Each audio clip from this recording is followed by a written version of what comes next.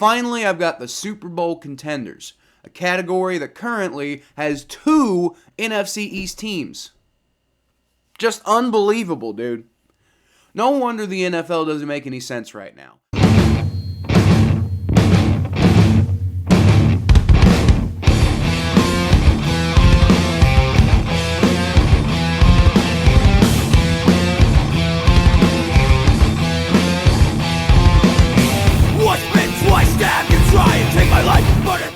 Welcome to the jungle, everyone. I'm Kyle Phelps, and 3 NFC East teams are in the top 2 categories of my power rankings. What? Before we dive into that, though, I'd just like to ask that you like the video and subscribe to the channel if you're enjoying the content. It'll help my channel grow, and it'll help you catch all my videos. Before we really dive deep, though, let's real quickly touch on some of these lower tier teams, like the Panthers, who are taking their rightful place as the NFL's worst team that I've been saying all season, and now they're finally there. Or the Broncos, who I just can't really bring myself to put in the tank time category, even though they kind of deserve it for, probably the most atrocious game that I've ever watched in my life. It's just so hard to actually feel like they're tanking when they basically got here by going all in for Russell Wilson. Or the Colts, who actually fell in my power rankings even though they won because they were part of that disaster too. Or the Browns, who I'm not even sure are capable of making the playoffs anymore after they keep losing in the exact same way. Stop throwing interceptions at the goal line, Jacoby Brissett. What are you doing? But like I said, nobody really cares about those teams. The playoff hunt category is a bit interesting, but I really need to see a little bit more before we bother with them. For now, though, let's move on to the playoff hopefuls. I don't have too much to say about the Jaguars and Chargers just yet at 15 and 16. Both those teams need to show me a little bit more before I put them amongst the other teams I expect to see in the playoffs. The Jaguars were there, and now they're starting to fall off, and it's just like, man, I thought that they had something, but I guess not. At number 14, I've got the New England Patriots. They found a way to quiet the Lions' #1 scoring offense in the NFL this week. In fact, they completely shut them out. Respect, man. Number 13, it's the Tennessee Titans, who I don't totally buy yet. They struggled to put away one of my tank time teams this week in the Washington Commanders, so I wonder about them a little bit. I also wonder about my number 12 team, which is my Cincinnati Bengals. I don't love saying this, but right now they don't even look like a playoff team. I still think that they have so much talent out there that I don't really see how they couldn't at least possibly pull off a wild card spot, especially because things started out like this last year too. They just need to find a way to actually put away close games, which is exactly what we were talking about last year. Finally, at number 11, it's the Los Angeles Rams. I don't know exactly what's up with them right now, but both of last year's Super Bowl teams appear to be experiencing a pretty significant hangover this year. Then again, like the Bengals, the Rams didn't exactly look like world beaters in the regular season last year either, so maybe that's a good omen. Next up, we've got the Contenders, starting out with the Green Bay Packers at number 10. Now look, I know losing to the Giants in London looks bad, but the Giants, in fairness, appear to be legit right now. I don't think it's time to totally discount the Packers just yet. I mean, they are 3-2. If they lose to the Jets next week, we'll have a different discussion, and I mean, I don't even know what to say about them at that point. But at number 9, I've got the Minnesota Vikings, the team that's currently leading the NFC North. They're inconsistent as hell, and I don't necessarily expect them to stay this high all season. But you can't argue with the mostly good results from the first 5 weeks. They are 4-1, after all. Number 8, I've got the San Francisco 49ers.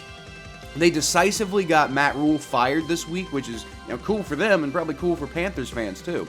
Looking like they probably should just keep riding the Jimmy Garoppolo experience at this point. Number 7, it's the Baltimore Ravens. Not to say, I wasn't really impressed by the Ravens this week. But they are alone for first place in the AFC North now, so I guess it just doesn't really matter how many players Lamar Jackson overthrows. At number 6, I've got the Dallas Cowboys. Are they better with Cooper Rush than they were with Dak? It sounds crazy, but they honestly kind of look better. Finally, I've got the Super Bowl Contenders, a category that currently has 2 NFC East teams. Just unbelievable, dude. No wonder the NFL doesn't make any sense right now. At number 5, it's the New York Giants. You suck, Daniel Jones. But even I have to admit I'm running out of reasons to doubt the Giants as a whole.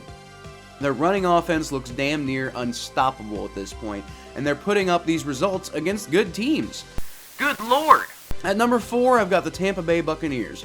As horrible as that roughing the passer call was on the Falcons, and honestly helped mask a lot of sins that resulted in a close game with a bad team, I gotta say, the ability to create penalties out of nothing is a superpower that at the very least is going to be really difficult for the rest of the NFL to overcome. So, I mean, you know, that counts for the power in the power rankings, right? I mean, it's bullshit, but it's real. Until teams can figure out how to sack Tom Brady without actually touching him, you have to watch out for the Bucs. At number 3, it's the Philadelphia Eagles. The same position as last week, mostly just because this portion of the power rankings gets so damn crowded. But it's also partially because they barely beat a bad Cardinals team, so I didn't really feel any inspiration to bump them up. Number 2, it's the Kansas City Chiefs. That was an ugly win against the Las Vegas Raiders this week. And honestly, the refereeing was so bad that it's really hard to know who was really the better team in this game. But the Chiefs found a way to win against an opponent that seems like they always have their number. So, I mean, how do you beat Superman without kryptonite? That's why they're number 2 at this point. But finally, at number 1, it's the Buffalo Bills. They handed the Pittsburgh Steelers their worst blowout loss since 1989. And that makes me feel all warm and fuzzy inside, because fuck the Steelers. And I mean, yeah, beating a team that is that bad isn't exactly inspiring, really. But they were already here at number 1 for the last couple of weeks, so I mean, I suppose we just keep putting them here until they prove otherwise, honestly. So let me know what you guys think about the rankings this week. It's really hard to understand who these teams are early in the season, so I'm pretty sure there's going to be both plenty of agreement and disagreement. So tell me all about it in the comments below, and I'll feature the best ones in my next video, like this one from Michael Perigine. He said, "Nice job with the rankings. I just subscribed after you gave the Dolphins a smackdown for allowing Tua to return to the game. Keep speaking your mind. We have enough people worried about saying the wrong thing. Love the podcast." And yeah, of course, man, that's what you're always going to get from me. My primary concern on this channel is always about being realistic and honest about what the things that I see, you know?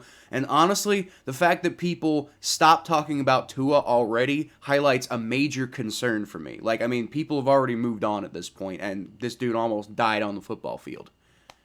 Like, I'm still out here screaming that he should consider retiring, and the Dolphins should absolutely get the book thrown at them for letting him back on the field when millions of people saw that he was clearly not okay the week before when they played the Bills. I'm glad to see that people out there still appreciate honesty, though. And thanks for subscribing to my channel, man. Always good to know that I'm doing something right. But, like I said, that's all I've got for this week, guys. So, we're on to week 6, and now we can, hopefully see how the NFL continues to unfold. But until then, you can always find me at KylePhelps92 on Twitter, Facebook.com/ThePhelps, my Bengals coverage at ATBNetwork.com, the Battle of Ohio podcast on YouTube, Spotify, and Apple Podcasts, and right here if you subscribe. But like I said, I appreciate all y'all for tuning in, so I'll leave y'all, as always, with a hootie!